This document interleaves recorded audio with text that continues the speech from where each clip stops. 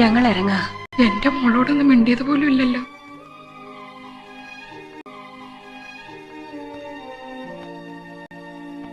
നിങ്ങൾ ഇറങ്ങി കഴിയുമ്പോ അവള് പൊട്ടിക്കരയുന്നത് കാണാൻ എനിക്ക് പറ്റില്ല.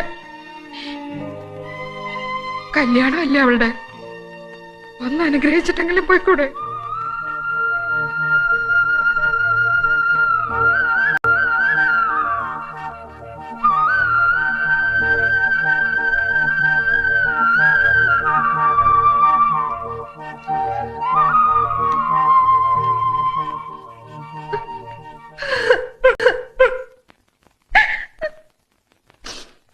എന്ത് പറഞ്ഞാ ഞാനിവിടെ അനുഗ്രഹിക്കേണ്ടത്?